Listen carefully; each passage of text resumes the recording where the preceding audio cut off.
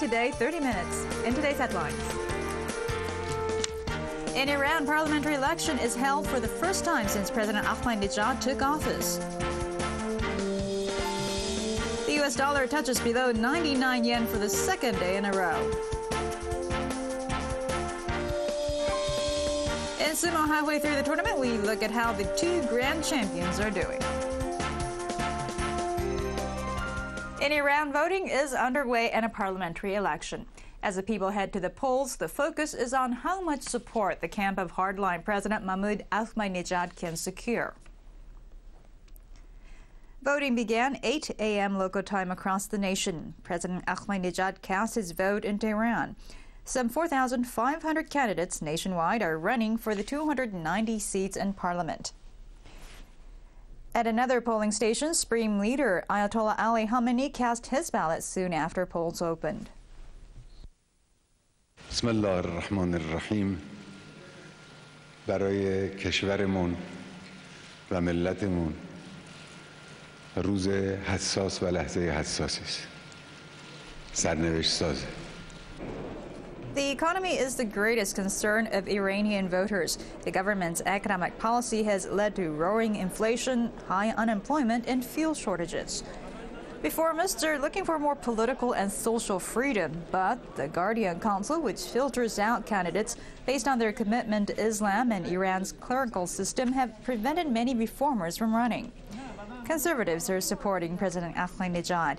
Some conservative members have left the president's camp over his economic policies and his hardline stance on the nation's nuclear activities. And now we have NHK World reporter Naeim Karimi in Tehran. So Naeim, what are the issues in Friday's elections? Yes, Yoko, the parliamentary elections are Iran's first major nationwide poll since hardline President Mahmoud Ahmadinejad took office 2.5 years ago. Mr. Ahmadinejad's government continues its hardline policy on its nuclear development program, putting the nation at odds with the international community. But its economic policy is making little progress over problems such as high inflation and unemployment. That means that rather than the usual rivalry between conservative and reformists, Friday's election will instead be an indication of what voters think of the president's policies. Right. As we reported, reformists and even some conservatives have spoken out against Mr. Ahmadinejad's policies. Then who will be supporting the president in this election?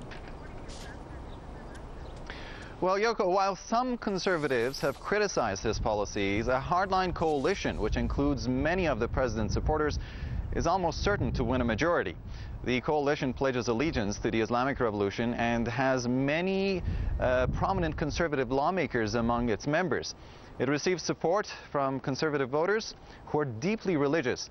They always turn out in large numbers because they see it as their obligation to cast a vote.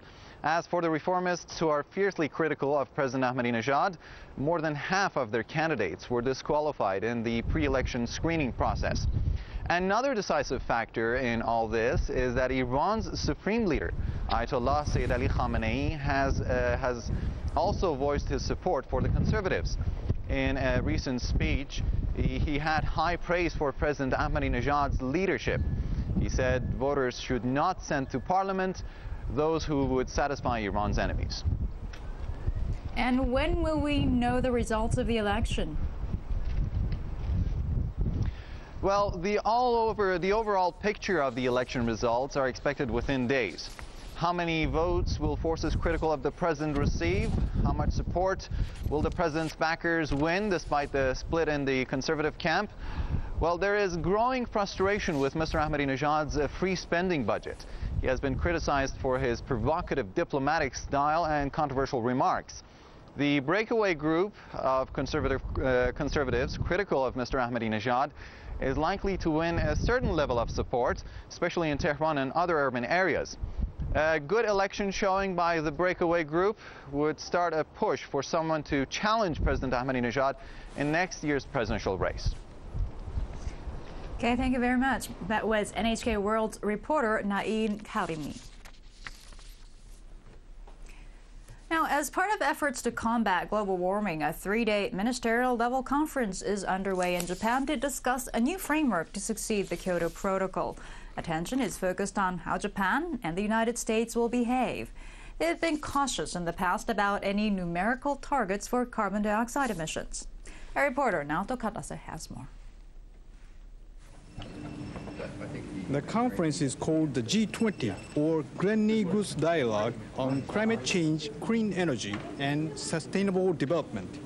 It includes a group of 8 industrialized nations, plus newly emerging countries such as India and Brazil.